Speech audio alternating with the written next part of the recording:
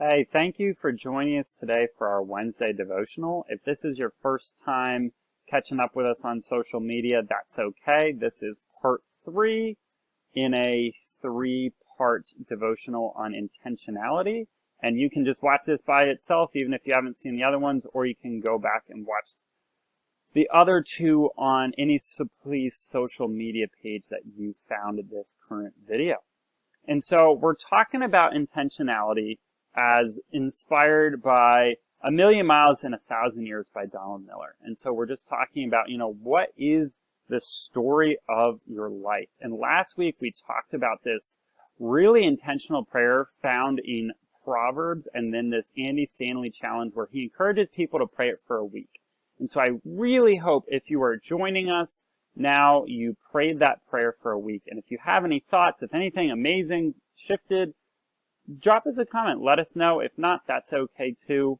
It's always good to pray. Like even if you didn't have some eye-opening revelation, Damascus Road moment, any time spent praying is still good time spent praying.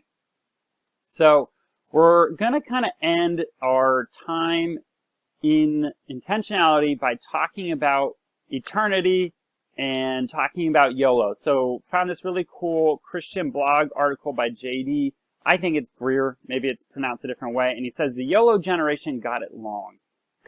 It's time for the YALF generation. And just to catch you up, if you're not familiar with YOLO, YOLO is this concept of you only live once. So do it, embrace infamy.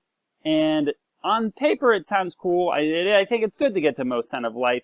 But unfortunately, it kind of turned into a way to justify very rash decisions. Like maybe you have work in the morning, but your friends are going out, and maybe you only have $5 left in your bank account, but you want to head to the bar, YOLO kind of thing. And not really the best, because this author, I don't know if he came up with it, but I love it. The YALF is you actually live forever.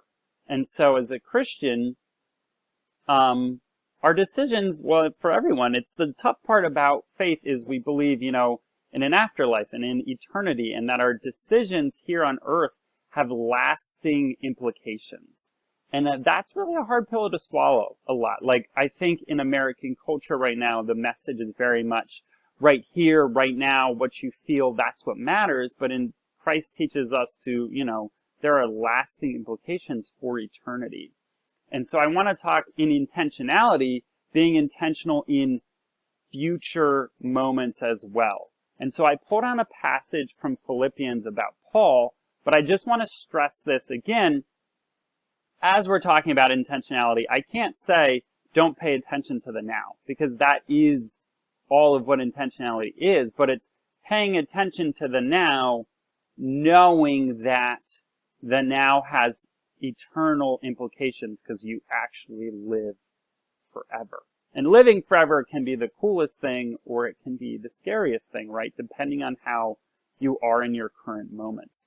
So Philippians, this is such an interesting passage when you think of it through this lens. And he says, for me, to live is Christ and to die is gain. But if I am to live on in the flesh, this will mean fruitful labor for me, and I do not know which to choose. But I am hard pressed from both directions, having the desire to depart and be with Christ, for that is very much yet better, yet to remain on in the flesh is more necessary for your sakes. Convinced of this, I know that I will remain and continue with you for all your progress and joy, and in the faith, so that your pride in Christ Jesus may be abundant because of me by my coming to you again. So, I want you guys, if nothing else, after watching this video for your Wednesday devotion, read that passage and reflect on that. What does that mean in terms of Christian intentionality and this idea that you actually live forever? When I read it through those lenses, I see Paul saying, hey, I want to die. I want to be with Jesus. I want to be in eternity. I want to be in heaven. But then knowing he needs to still live out his time here on earth, he still has good to do. And I think he feels stuck between the two of those. He feels stuck between wanting to be intentional on earth and then also wanting to be with God in eternity. That feeling of being stuck while wrestling with intentionality and wrestling with Donald Miller's question of, if you rewrote your life as a movie, what would you want it to look like? I think is a wonderful place for a Christian to be. So we're not going to tie this up in a neat bow, but we're going to kind of leave you feeling stuck because that's what we want you to ponder. So I encourage you, read these verses in Philippians and think, what do I want? Am I yearning to be with God? Am I yearning to be in my current moments?